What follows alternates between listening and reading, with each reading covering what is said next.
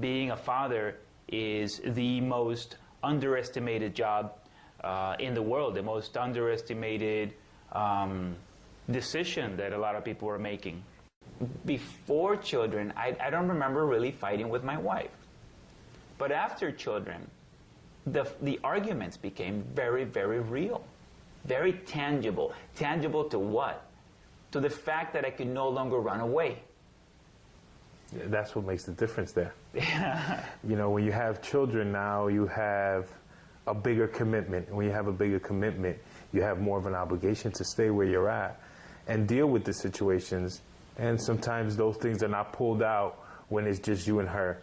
Because you could say, hey, I could just walk away and we don't lose anything. But when you have children, there's a lot to lose there.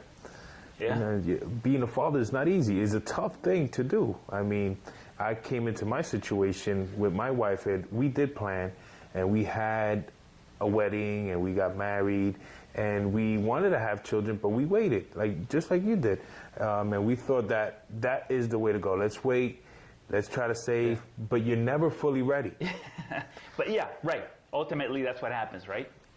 Children are coming into this world. They don't know anything. They need to know everything. They need to be taught everything. Because you have to have skills, or you have to try to research skills, and you need to be a teacher. You need to show your child how to do things, and that takes patience and time to do. You have to find the time to educate yourself so that you can educate this child. These conversations are intended for all of us to have greater understanding of that space, that gap, that between being a single man and a father. A single man can do whatever he wants. He can go anywhere he wants at any time. But a father cannot do that anymore. You're restricted. Because what's at stake? Your child. Yeah. Their well-being, their emotional intelligence. Absolutely. Their overall development, a father is just as important as a mother. Right. You know, most people say the mother's involvement is the most critical, but I disagree in a way. I think it's equal. The father's involvement has a lot to do with the development of the child and how he grows socially and emotionally. Well, for so long, it hasn't been thought of as important. You know, when you grow up with a father, your life is different. Communication skills. You know, how you want your son to communicate. How are you going to communicate with that child? And let me ask you this: how do you get communication skills? That's something that needs to be practiced. You need to consistently be aware of it. For yourself. For yourself, right? Of course, that you're expressing and you're letting others express themselves. And it starts with how you're communicating with him or her. Absolutely. And when you're talking about preparation, it's key to say that is going to be so difficult because now you're being forced into preparation. Yeah.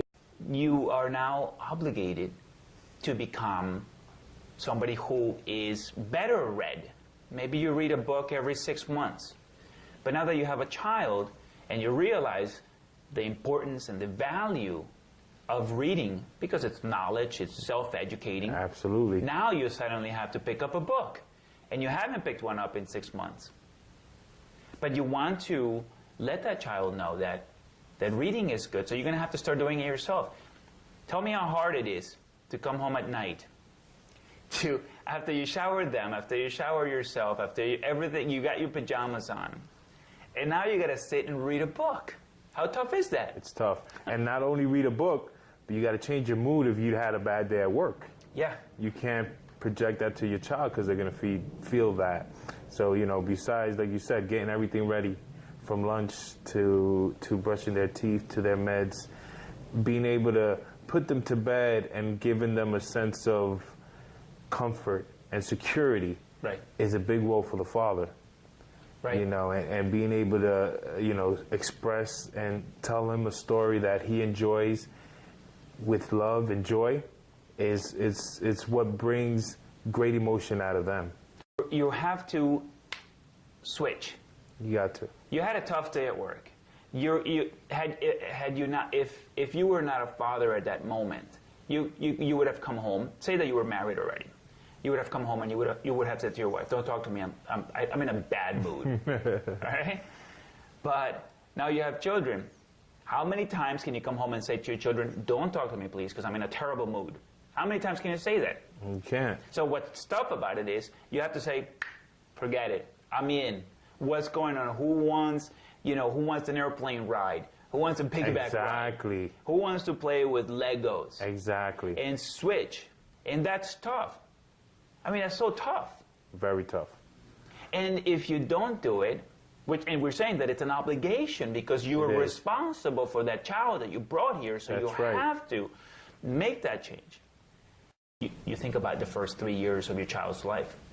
How much did you have to change over those first 3 years compared to the previous 17 years? A whole lot.